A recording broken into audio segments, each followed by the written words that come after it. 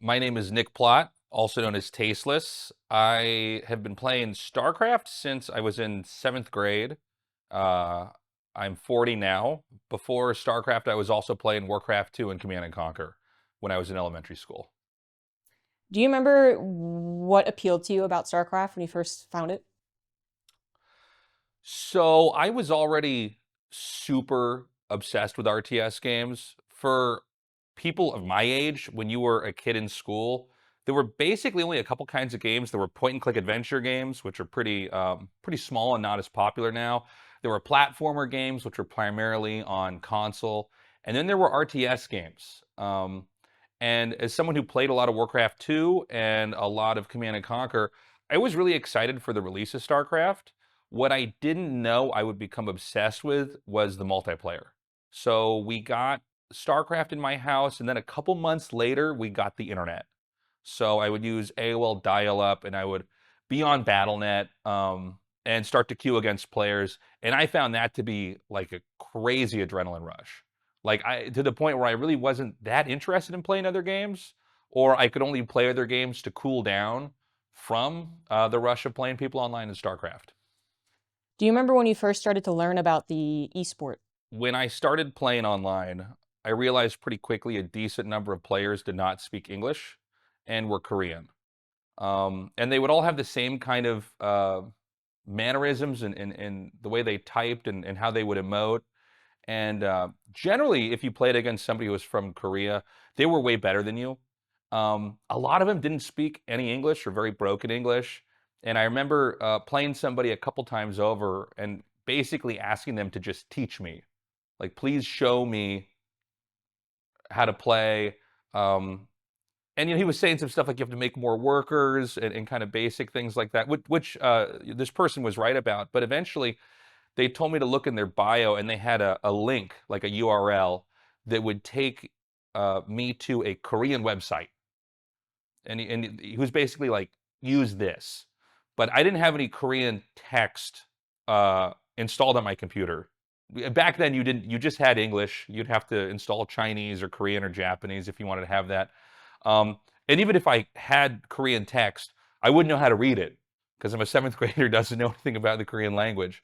So it was all this garbled, weird-looking alien language text. So not even Hangul, and it was like navigating a maze. I would click on one thing, and it would bring me to another web page, which again I didn't know what that said. So I'd click back, and eventually I got good enough at navigating this site that I was able to find the VODs of the games.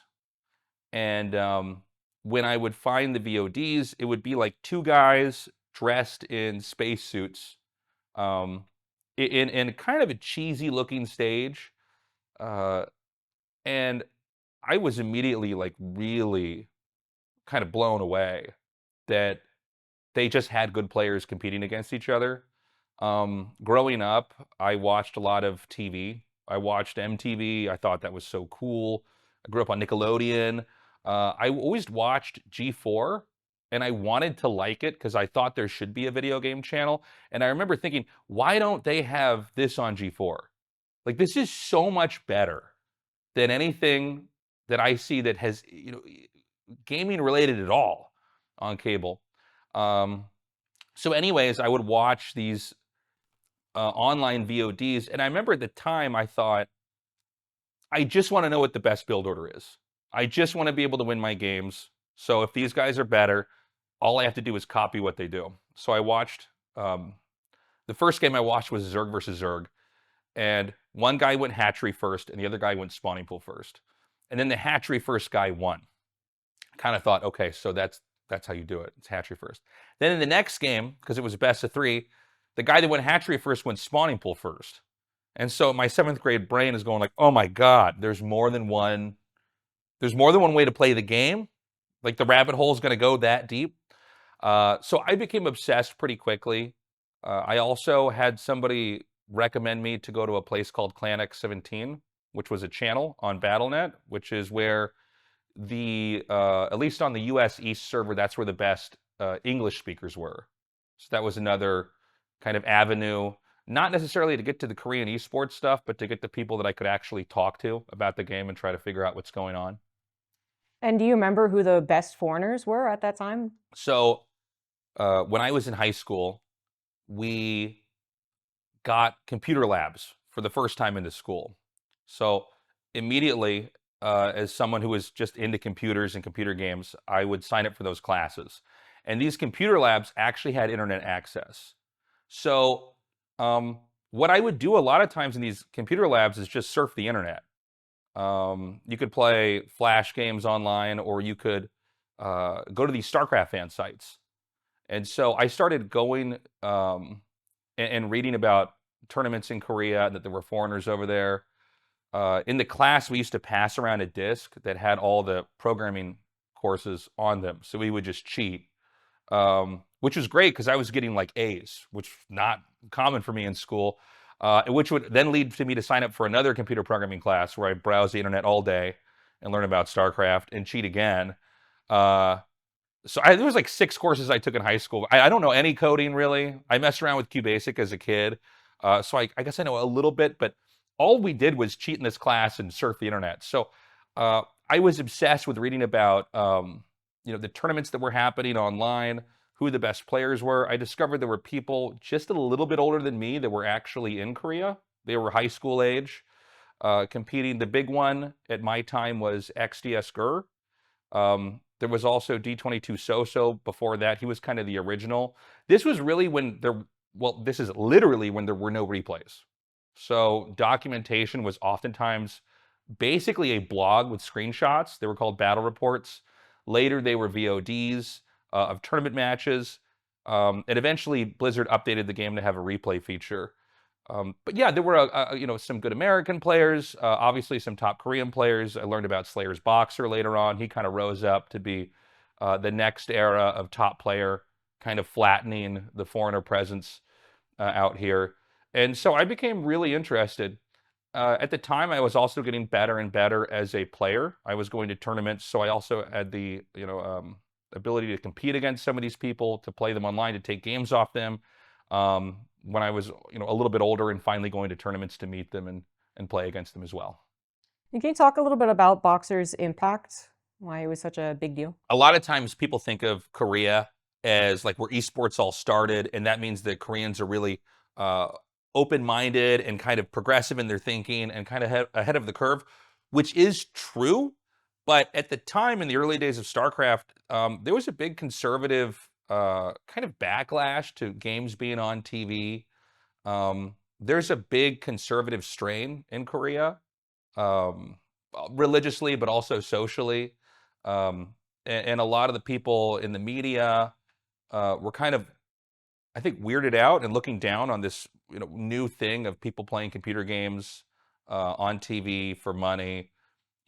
Korea is a very Confucian society, and so it's a society that's really about like get married, get a job, procreate, move through that cycle. And so I feel like a lot of Korean families are very adverse to risk-taking behavior, like being a professional gamer. And so early on in Korea, some parts of the culture were deriding professional gaming. Why are these kids not in school? They're playing all day. What is the future of this? And Slayer's Boxer was the first Korean pro gamer that had a really good personality. Like, he could be interviewed on TV, and he was smart, and he was respectful, and people found he was good looking. People were really kind of fascinated with this guy. And he's the first person, besides being the best at the time as well, and kind of having these wins that, or even comebacks that looked so crazy. He was, I think, able to capture the rock star element of a pro gamer. And that was hugely helpful to the whole scene and marketing players as kind of superstars. Do you know why Korea took to StarCraft in a way that no other country did? In the 80s in Korea, there was a ban on Japanese imports, cultural imports, I think was specifically one of them, which means no Nintendo, which if you're in the gaming space, that's that everybody knows Nintendo, right? Everybody has some kind of a relationship with Nintendo, whether you played their games or not. In Korea, you could not get a Nintendo. So that was happening, which muted the possibility of all these other Japanese products impacting Korea. At the same time, the government subsidized the internet, which allowed PC cafes to pop up everywhere. So what are you going to play in a PC cafe? Well, Koreans weren't making PC games, so they were playing all American games. So the two biggest PC games were Rainbow Six, the original, and StarCraft. And there were a couple other games that popped up there. A lot of, to make it simple, Counter-Strike clones that I think the people in the West would know. And so StarCraft took off. This was in 1998, 1999. And there had also been a big economic collapse. So people didn't have a lot of cash to spend. But going to a PC cafe, you could spend all night in a PC cafe for like $10. And so people would go with their friends. They would play BGH or they'd play Hunters. From everybody going to PC cafes and playing together, you started to have the best players kind of emerge. And people trying to figure out, okay, so my PC cafe has this guy who's crazy good. Should we have these other two guys come compete? Some were in there. On GameNet gets involved. They start putting this on TV. It starts really taking off. This was at a time when there was watching things on the internet wasn't really a thing. Even YouTube wasn't really a thing. But cable was. And so Korea had two, and I think at a time, 3 dedicated gaming channels that after a while became almost entirely StarCraft, like 85, 90% StarCraft. So like when I moved here around like maybe 2008, I remember being at my friend's house and he had a big TV on the wall and there was just always StarCraft on. Anytime I come in the house, there'd just be StarCraft playing. So you could just always watch StarCraft. And a lot of it was reruns. It wasn't always live stuff, but StarCraft games can be pretty long. It's fairly easy once you get someone who can observe the game to just capture almost all the content. It's not a major strain on a production crew in a lot of ways because you're mostly just watching what's happening in a game. So yeah, it took off in a way that's you probably never quite see in the same way because cable and the limit in the number of channels that there are on a cable service provider makes what was happening in Korea so ubiquitous. Everybody knew what StarCraft was. Even if they didn't follow the game or like know the names of the units, they were aware this was a thing. Can you start to maybe talk about some of the bigger pro gamer names? So actually might just go through like a bunch of them. Can you explain Nalra's impact to the Brood War scene? Nalra is actually the first pro gamer I got to meet and hang out with. I met him at a BlizzCon. I think from what he said, I'm the first foreigner he's met too, which is kind of cool. This is when I started actually getting like real work, like at events and stuff. So I was a super fan. We went and drank some soju together at my hotel room and hung out. We could barely communicate. So it was cool for me to meet him because he was such a big star. There was a period in StarCraft 1 where everybody was kind of winning off of like the finesse of control. So that was like Slayer's Boxer. If you go watch a Slayer's Boxer match, a lot of times a dropship flies in their base, like tanks come out and siege up and shoot the workers down, and people just weren't physically fast enough to respond to that. Like now it's kind of expected, but at the time it's like, well, this is crazy. That era started to slow down, and then you started to get this kind of macro era, which really, I think all RTS games are going to always be in kind of forever, which is like, this guy knows how to expand, make a big army, knows when to engage and not to engage, and is not just going to win on micro tactics. But Nalra was kind of able to do all of that. He would do these crazy cheesy builds. He did crazy cannon rushes, had great games on island maps. And for a Protoss player, like when I was in high school, he was the guy. This was before Bisu really took over. It was really all about Nalra. And you talk about July. So July Zerg was one of the scariest Zergs that there was. I can't remember if this was before or after Muta Micro got invented. because the Muta Micro kind of changed the whole game because you could actually just going back to that kind of finesse thing I was talking about, you could just like almost like a fighting game, just like beat someone down with control. Jelizerg, if I remember right, was in the era before that and after that, was an extremely good player. I think strategically really brilliant.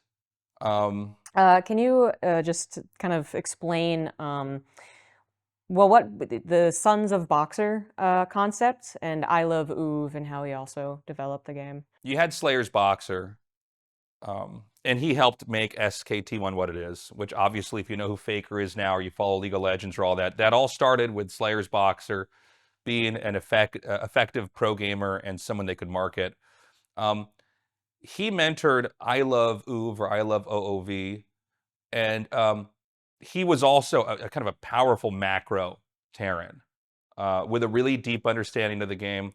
I first saw him play in person in Italy at a WCG, and the whole reason why I wanted to start going to a lot of these tournaments to cast, besides the fact that I didn't want to have like a real job, is I wanted to see pro gamers play.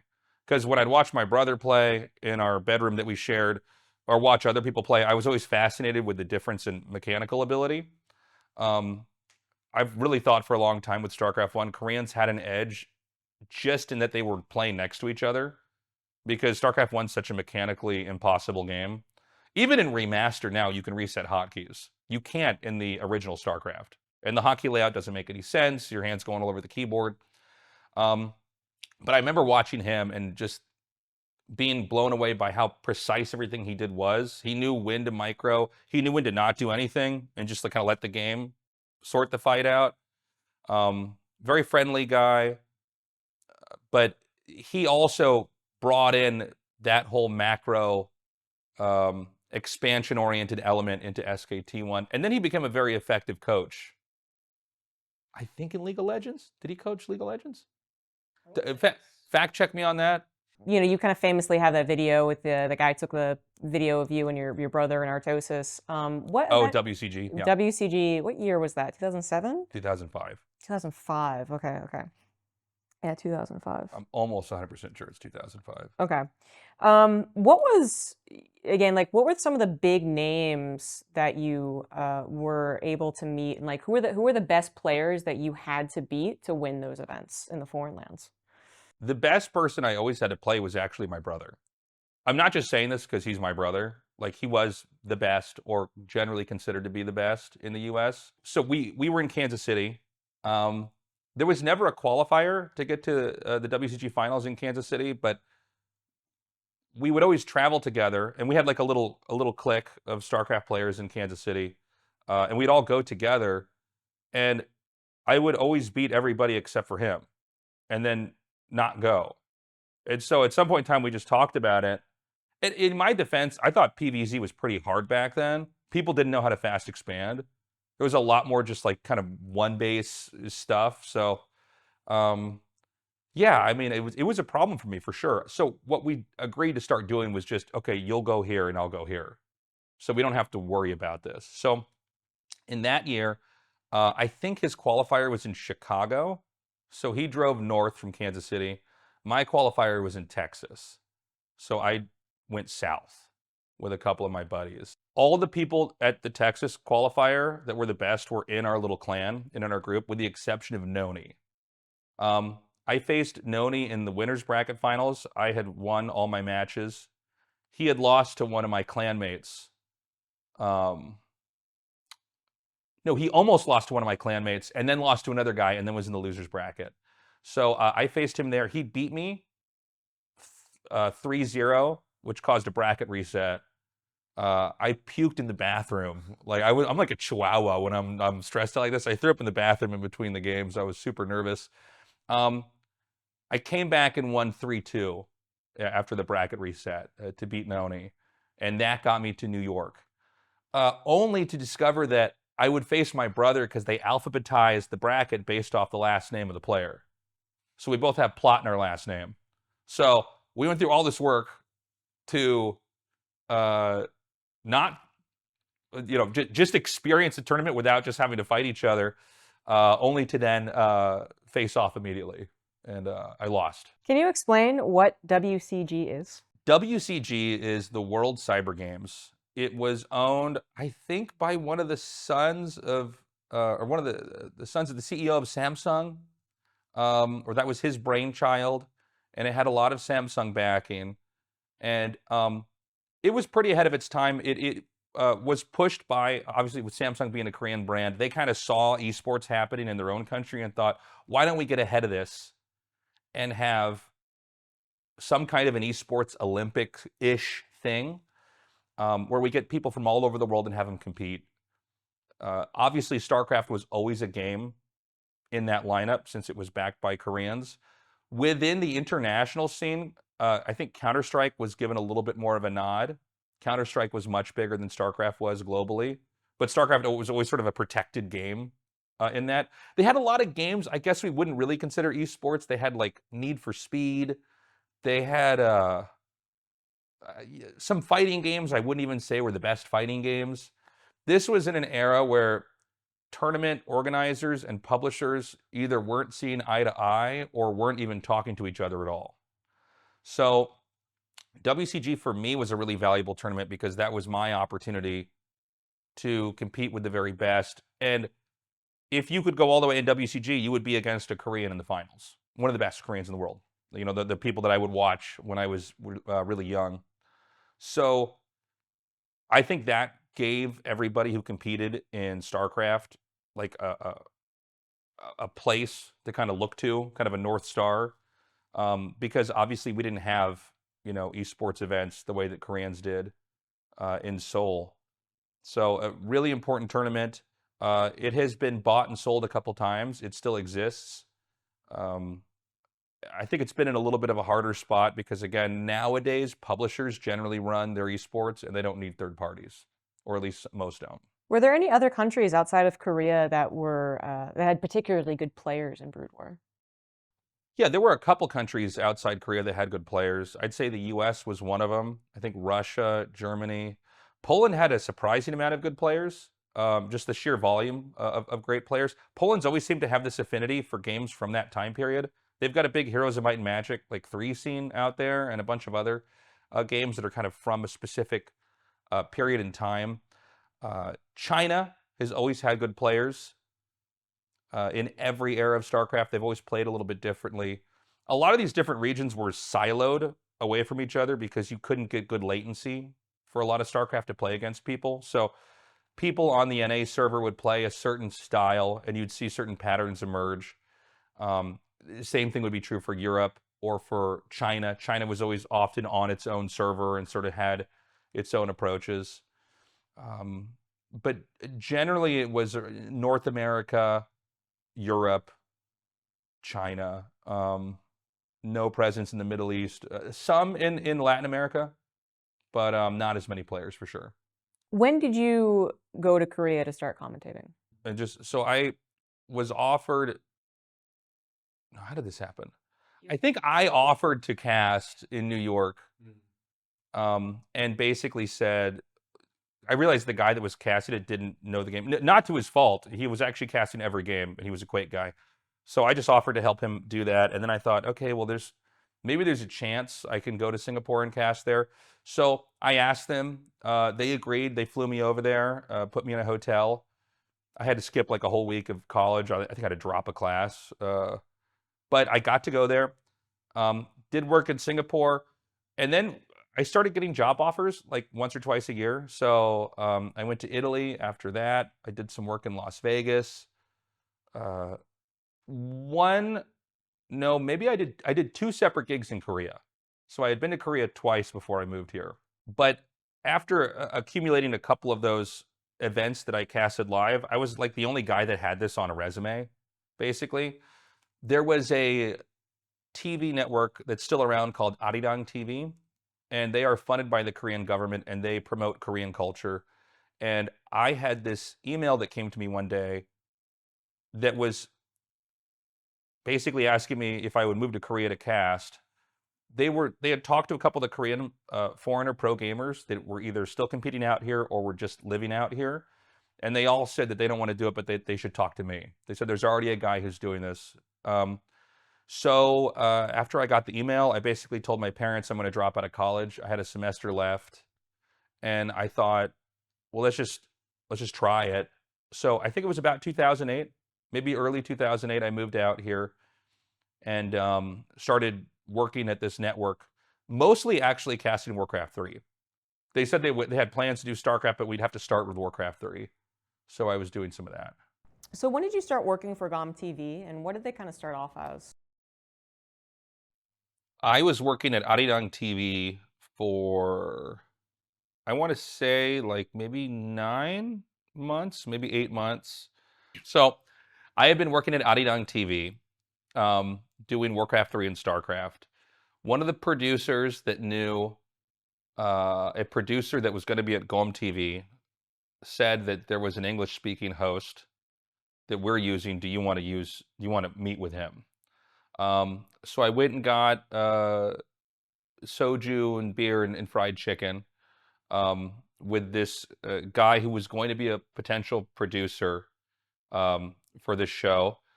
There were these two young guys that were hired at GOMTV, and basically GOMTV was like VLC Media Player. It was the media player in Korea. And they thought there was an opportunity to put StarCraft on, since people play StarCraft on computer anyways, why don't they make unique content for their media player? Kind of like we see, like, Twitch will pay to have an event on their platform or YouTube. And they can both stream it live, not that well, but they could stream it live, but they could also just produce it, and maybe that would get people to download the GOM player. And the idea was that maybe if we have an English broadcast, they can use my broadcast to have foreigners download the GOM player. So I ended up working solo casting once a week. It was on Sunday. The broadcasts are about like 4 to 5.5 hours. It was a lot. But I was getting paid. And this is kind of what I wanted to do to begin with. I wanted to do some kind of a Star League. So what GOMTV was doing was building up to be a Star League. What I didn't understand fully at the time was that, and I learned this over the months of being in Korea, but Blizzard and KeSPA were not on good terms. So KeSPA controlled all of the broadcasts and all the teams in Korea, and GOMTV was actually talking to Blizzard. They had a working relationship with Blizzard. This is when, StarCraft 2 had already been announced, so obviously everybody's kind of eyeballing that, myself included, thinking like, well, this could be the next thing. KeSPA, having control over, I think it was 3 or 4 of the teams, the pro teams, basically told them to back out and that they can't work with GOMTV anymore, which caused a sponsorship collapse at GOMTV for StarCraft 1. So there was maybe like 2 years I was doing pretty well. I had the Jaedong TV work, I had the GOMTV work, and then KeSPA forced the teams to pull out, and there was no StarCraft work at all. And so I had to basically wait for StarCraft 2 to come out. Interesting. Before we move on, can you actually talk in more detail about how you got that first casting gig, where you were and what happened there? Are we talking about in Korea? No, the very first, where you were playing with your In New brother. York? Yeah. So in New York, everybody's down there. There's actually a documentary team that was filming us. You got to remember that at the time, nobody carried cameras around. The idea of being filmed felt very invasive and uncomfortable, and maybe like a little bit of a violation of your privacy, even though this is a tournament where we're all playing. If you look at everybody in the video, everybody is so uncomfortable and so visually kind of nervous and weirded out that a camera's pointed at them. Now it's commonplace. Now everybody's got a camera, on their phone, and people are I think, are conditioned to feel differently about this. But at that event, you can see me lose to my brother, and then offer to cast on the stage. And then it kind of occurred to me like, well, it seems like there's at least a couple people that actually work here. This isn't all volunteers. Somebody's in control of this thing. Somebody has to make a paycheck off of this. I offered to go to Singapore and cast there for them. And that's where I actually met DJ Wheat. He was the guy. Actually, no, he wasn't there, but he was in charge of that company. It was one of his business partners. I met DJ Wheat in Singapore. So that was the first international event that I did. I didn't really know anything about broadcasting. I was kind of learning it as I went, but I just figured there was an opportunity for me here. I felt like I was more comfortable, I guess, talking in front of a camera or in front of people or talking about the game in general than the other players. And so, yeah, I mean, I asked him. It's kind of crazy. It's been captured on video, and kind of rode that out and kept picking up work ever since. Can you elaborate on the KeSPA-Blizzard disputes and the lawsuit? So when StarCraft was put on TV in Korea, you got to remember that nobody knew this was going to be like the biggest thing, right? It's kind of like striking gold. So they're putting this on TV. StarCraft isn't even in Korean, by the way. So this was not a country that was even on Blizzard's radar. They're filling up stadiums. You have massive sponsors. We're talking Samsung. We're talking SK Telecom moving in. There's this frenzy. Teams are forming. It's the first, I think, legitimate esport ecosystem that was within the confines of like maybe 1 to 2 cities. They occasionally did events in Busan. Most of it was in Seoul. And Blizzard kind of watched this from afar. And Blizzard steps in, and I don't know all the details because I was neither at KeSPA or at Blizzard at the time, but from what I understand, Blizzard wanted to be involved. KeSPA perceived this as they're going to shut this down or they're going to take control of it in a way that we don't want. Blizzard did not want to obviously shut the tournaments down because that would be bad publicity. But I think in their defense, it is their intellectual property. They should have some say in what's going on. It's not a licensed thing. Korea at the time, there was, I think, an attitude of like it's okay that this is okay for them to do. I know when I met a lot of Koreans, they felt like, how could Blizzard think that they could control this? Like they don't. It's about the players. It's about the production companies. Mike Morhaime at some point in time came down. I believe he had a soccer ball that was signed by a famous like a World Cup player or something, because the Koreans at KeSPA said that you just invented the ball, but we made the league. We have the players. We're actually everything. And I think he gave them the ball as some sort of a gift. And I think they had all the pros sign the ball and give it back to him. In one of these like exchanges that happened back then. I think Blizzard and especially Mike Morhaime kind of looked at this and saw the future and went, whoa. I mean, this is a company that had every game they had made was a hit. And the fact that Blizzard got iced out is, I think, one of the reasons why we have no LAN in game. Also, you can collect metadata from players and figure out balance and stuff like that. But Blizzard was hell-bent on trying to have StarCraft 2 be successful and for them to be in control of it. And even when StarCraft 2 came out, KeSPA would not let the StarCraft 1 players, a lot of them, play. So some of the StarCraft 1 players would leave the team. Some of them even doing it early because they kind of saw this coming to play. And because Blizzard inhibited a lot of the kind of top-tier StarCraft 1 players at the time of StarCraft 2's release, because they weren't able to get on board and play, it actually was a massive marketing blow to Blizzard. Because some of this just comes down to timing. You have to hit that hype train to get everybody on board. So the fact that there was StarCraft 1 on TV and there was StarCraft 2 on TV at the time was like totally confusing. And it wasn't, especially for the culture out here and the fandom around players, you need the players to switch over. If you get Jaedong to switch over to the game in day one, or Flash or these other guys, then all the Koreans will move over. But it was one of the, I think, most mangled things that happened in the history of StarCraft is the fight between KeSPA and Blizzard. And I think there were mistakes that were definitely made. I'm more on Blizzard's side for this, for sure. But I'm also confused. Why would Blizzard not just take the same league concept and put it on American TV? Why does it have to be in Korea? Like, you could have just rented a studio in LA and, done what they did with Overwatch League, only on a simpler level, and done that back then. Even if they're not the best players, if you get people to watch that. At the same time, I feel like KeSPA was not behaving in reality. Like, you're never going to beat the publisher. If they want to own and do something in the game, they can make things inside the game that could lock you out or inhibit you. So it's just not a good idea to fight with the publisher.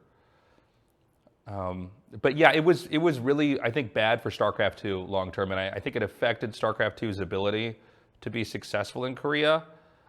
I understand people that just like StarCraft 1, or just like StarCraft 2 and prefer one over the other. But the fact that StarCraft 2 was very successful around the rest of the world and not in Korea, like we're talking about China, we're talking about Europe and North America, and I think that's because they had a clean launch and everybody else in that player base switched over. So yeah, it's rough. Then Mike Morhaime remastered StarCraft 1 as well, and that did hugely well. And I feel like now you have people that play StarCraft 2, or people that play Warcraft 3, or people that play StarCraft 1. But I think if you're going to have a very successful RTS now, you need to have it where you're going to have a massive player switch, even if it's just temporary, to get all the people that could be involved involved. Can you talk about the first time you saw StarCraft 2 Announcement and what your thoughts were for it? In the final summer before I moved to Korea, I was working on my college campus. I had a job where I would paint dorm rooms and move mattresses. We'd basically clean out the whole dorm and get it ready for the next wave of students to come in. And I lived in one of the dorms too. So I had this job. This job was so bad. The pay was, it turns out it was like way worse than what you get if you just actually were like a guy that painted buildings or moved furniture. So I think I was getting minimum wage. It was exhausting. I was working with some friends, but we ended up fighting all the time because the conditions were so crappy. And I would mostly just go back to my room after working, and I was like almost too tired to play, or I wouldn't play well. And I remember kind of just reading forums and wasting time on the internet. And then I saw StarCraft 2 get announced. I remember being there and seeing it happen. And I had already casted a couple events. And I was kind of like, whoa, like, I didn't think they were going to make another StarCraft. And I thought that this thing that I had gotten into was cool and maybe it would go somewhere. And I didn't know where it would go. And then it became very clear, oh, I should probably be doing something in Korea. There was actually a period before this when I was with a bunch of esports commentators at, I think it was Italy or Singapore, and people were talking about where they wanted to be in a couple years. And then somebody asked me, where do you see yourself? And I didn't really have an answer. And somebody was like, oh, you'd be in Korea casting StarCraft. And everybody was laughing and cheering. And I was like, oh, that's actually a good idea. But I didn't have any way to, or excuse or reason or rationale to assume that could happen. And then when StarCraft 2 was announced, I thought, okay, well, this is going to be something, right? I played Warcraft 2. I saw what happened when StarCraft came out. Even when Warcraft 3 came out and I didn't really gel with that game the same way I did with StarCraft, I went to tournaments. I learned the game. And so I thought, okay, there's going to be some kind of change. And I want to be doing what I was doing in these like weekend long gigs. I want to see if I can get something like that going in Korea. And then that job offer came, kind of unprompted, which led me to then drop out of school. Before we really move on to StarCraft 2, I want to explore some concepts of Brood War, basically. Can you talk about, did you watch Bisu versus Savior live or replays and the development of that strategy? I watched Bisu really closely. My hardest matchup for me was Protoss versus Zerg, and Bisu was really showing people how to fast expand, how to make like Corsairs, and just like punish the Zerg for having overlords. A lot of times, and at least for me, people would look at overlords and think this is an advantage. They have detection everywhere. And when Bisu was playing, he showed that that's really a weakness, that their farms can't attack, a lot of times can't be protected by what's on the ground. And you can basically bully where their detection is and then get DTs and kill them. So I followed Bisu versus Savior really closely. I also met Savior at several events. He was really friendly to me. Like all the pros, when I got to meet them, I always wanted to just sit behind them and watch them play and kind of see how they use their hands.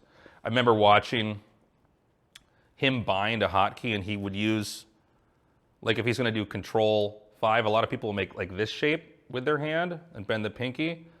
And I would watch him, and he would use this part of his hand. So he would go boom and hit 6. And I remember thinking, well, that's a lot less of a strain, that you can do that a little bit faster. And then when I was watching him do it, I went like that, and he was like, yeah, like, you see what? So that was cool. He was very friendly to me. And then it turns out he was the center of match fixing, allegedly. And so that was a huge blow. When I came to Korea, that was when the aftermath of the match fixing had happened. And so it was, I mean, people were just talking about it like this is over. Like no one's going to watch this anymore. This whole thing, you know, people were viewing it as a sham. How many people match fixed? What was Stork's contribution to Brood War? Why was he a big deal? I think Stork is somebody who really optimized a lot of build orders and had a very smart approach to a lot of stuff that I think everybody kind of has copied and plays with now. I've said in some ASL casts before, like a lot of what he's contributed, other people can just like now take. But I remember getting my hands on Stork replays and being super excited back in the day. Or I'm like, okay, let's see what he does. A lot of stuff like cutting workers. I think a lot of people learn StarCraft in the early days by just never stopping workers. So you basically keep spitting out workers, and then when you have enough money, you make the next building, and you keep spitting out workers, and then you make another building.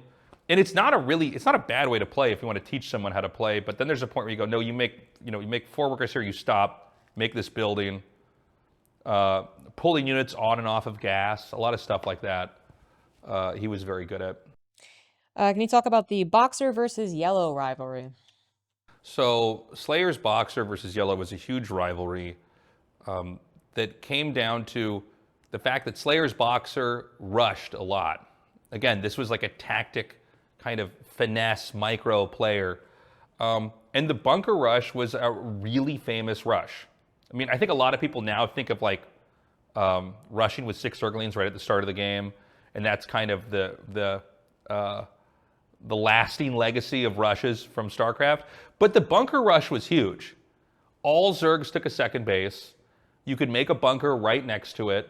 The hatchery would finish and the bunker would finish. You'd load it up with Marines. And it made for some crazy fights. He also did SCV Marine rushes. And generally, Slayer's Boxer would win with these rushes. And they were super exciting. I've casted, I don't know how many events where there's a rematch of these two guys, where Slayer's Boxer does usually a bunker rush and Yellow's there to defend it. I think they get pretty big appearance fees to just come down and do this. It's a lot of nostalgia for a lot of fans. Yellow pretty much always got second to Slayer's Boxer. If you want to compare him to someone in StarCraft 2, it was kind of like Sue, where people, you know, at first it was funny and then people eventually really want to see this guy actually succeed. Yellow moved on to be a pretty big TV personality. I haven't really followed his career post StarCraft, but I know he's been in a lot of TV programs. And how about the Flash versus Jaedong rivalry? Well, I think a lot of people think of the era with Flash, Jaedong, and Bisu as one of the best periods of StarCraft, because I think the game was getting so figured out and so good. A lot of people had fears early on in StarCraft of like, will this become too formulaic? Or are people going to move on to something else? And this was a time when the players were so good. Also, the maps were really good. A lot of the early maps were really stupid and bad, and they just didn't have any good concepts to run off of. Like a map that, for people that played the early days of StarCraft 1 remember, is Lost Temple. That map is horrible. But at the time, it was the best map. It's like we were drinking mud water. Like we didn't know. We'd never had clean water before. So Flash, Jaedong, Bisu, all three of the players were so good. There was so much hype around the game. They had found their stride with the maps. And yeah, I mean, it was great. It was a lot of fun.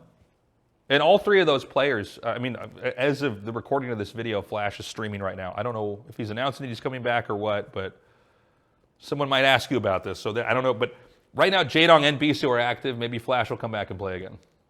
Can you go into a little more detail about what the meta was and how the games played out with Flash versus Jaedong?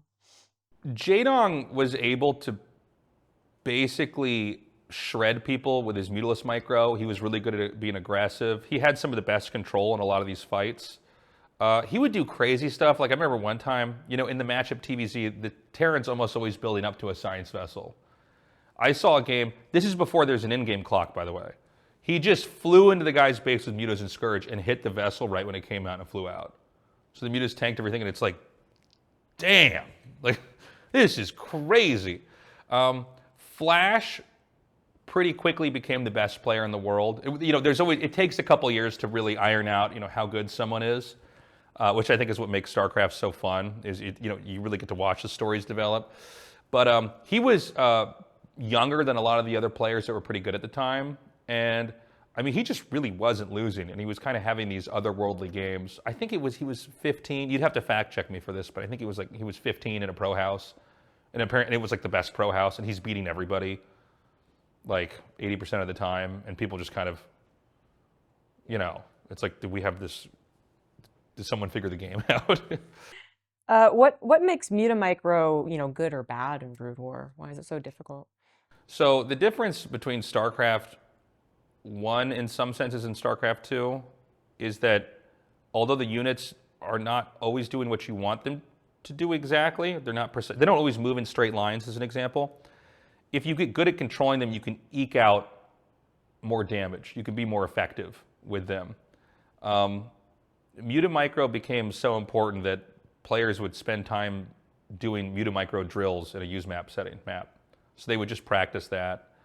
There's a couple concepts. One is that if I have Mutalisks over here, and let's say I put like a larva or an overlord or a zergling that's trapped somewhere in the same control group, it'll cause what mutas that would be like this to be like that.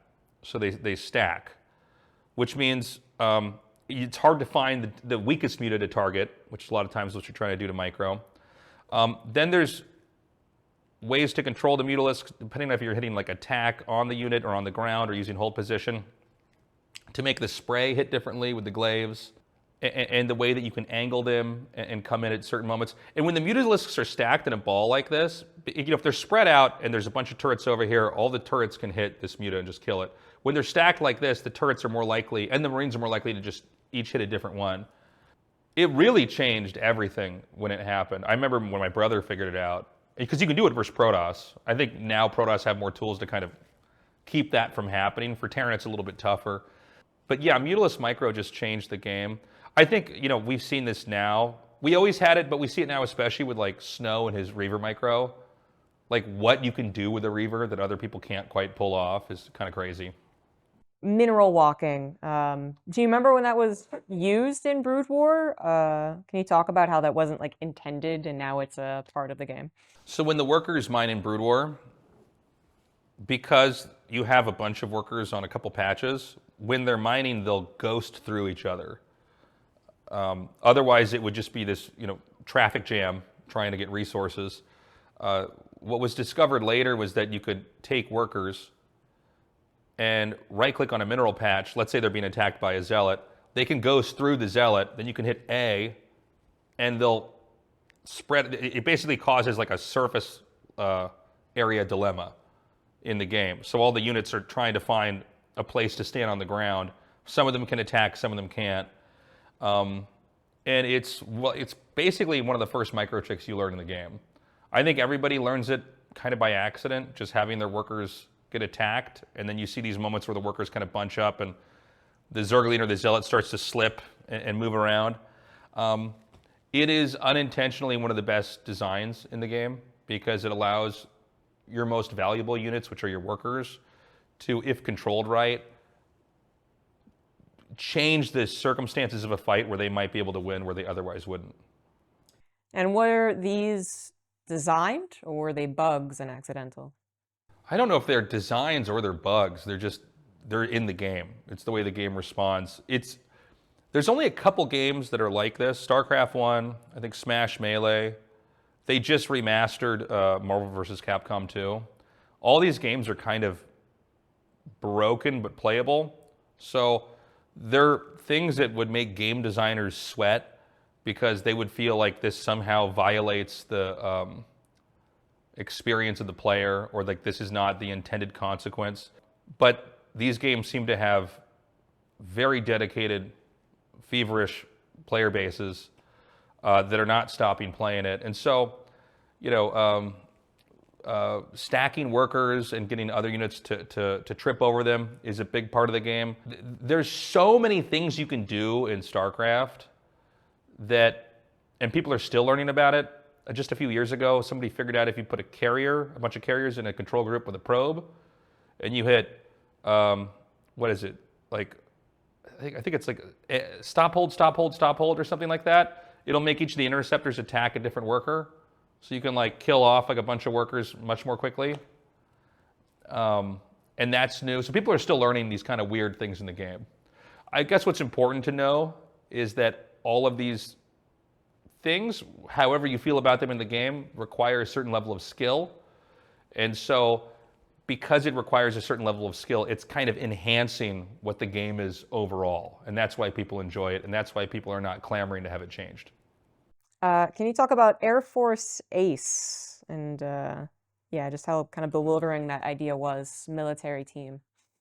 So every young Korean man, able-bodied man, has to serve in the military. I think it used to be for 2 years. I think it's like 18 months now or something like that. You can work, you could be like learning how to drive a tank. You could also just be working in like one of the subway stations out here. It really just depends. But the important thing you have to understand with this is that you're not allowed to make money doing something else when you're doing this. You're not allowed to have a drop shipping side hustle or be a professional gamer during this period of time. And at the time, back then especially, there was an attitude that only young people could be good at StarCraft. And so someone who's making a lot of money or living their dream has to give up on that because of their military service. Some players defer that by a couple years, and you can write some kind of an appeal to the government, like I'm doing something very specific with my life and I will do it later. What they did for the sake of the Star Leagues is they made a military team because Slayer's Boxer and a lot of these guys, they were too popular. There was too much money at stake to back out of this. So they got a deal with the Air Force and they made the Air Force team. But the thing is, when you're doing your military service, you're actually pretty busy. You don't really have time to play. So this became like the worst team. They could not compete with anybody. I don't remember when it kind of died out. But to this day, this is just, it's kind of a tough hand that's been dealt to young Korean men. Obviously, we're right next to North Korea. This could be a flashpoint for some kind of a conflict eventually. So because of that, they think, well, we have to have these guys military ready.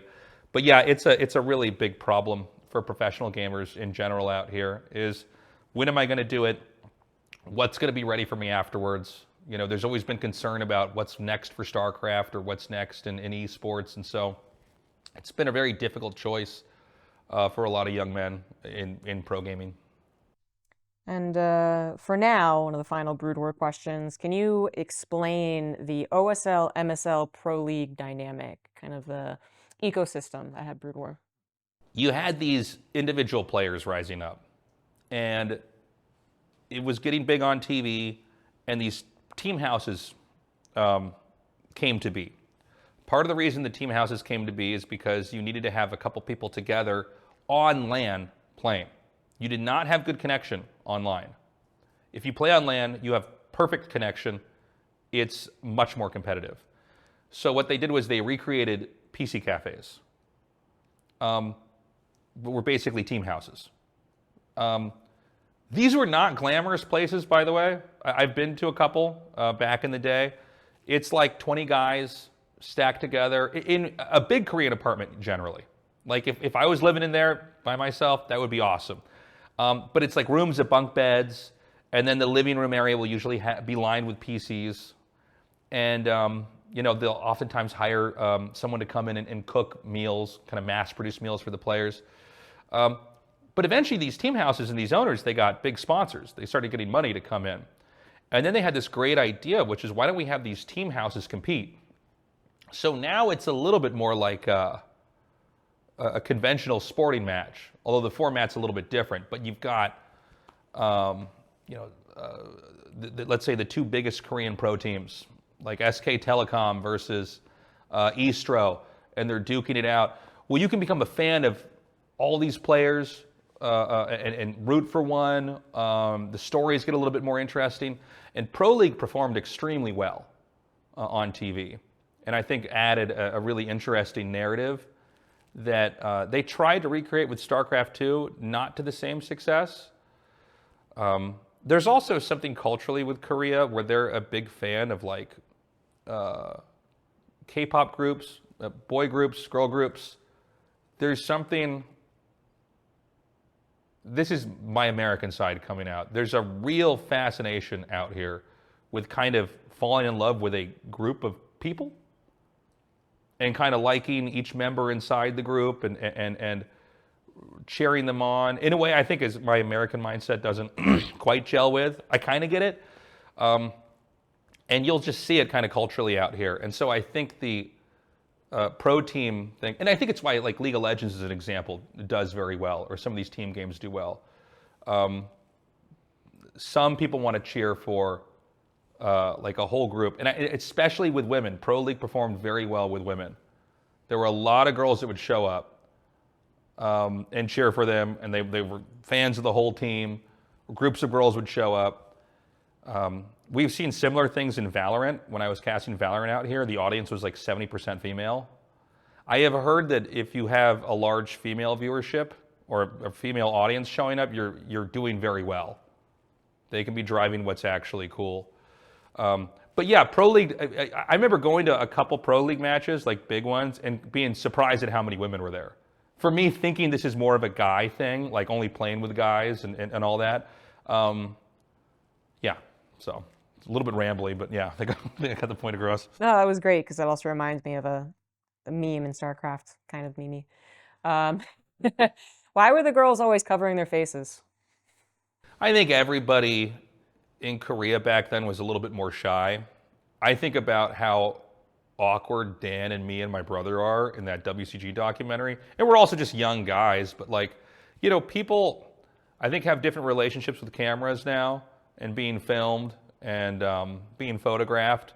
I think Korea was more conservative back then and more reserved. And when you look back, a lot of, I know someone once told me it's because they're skipping school. I think that can't be the only reason. I think people just would get immediately shy, their faces on camera. Because like if you watch like SSL right now, everybody is completely fine with their face on camera. Nobody's hiding their face, or almost nobody's hiding their face. So I think culturally people have kind of changed.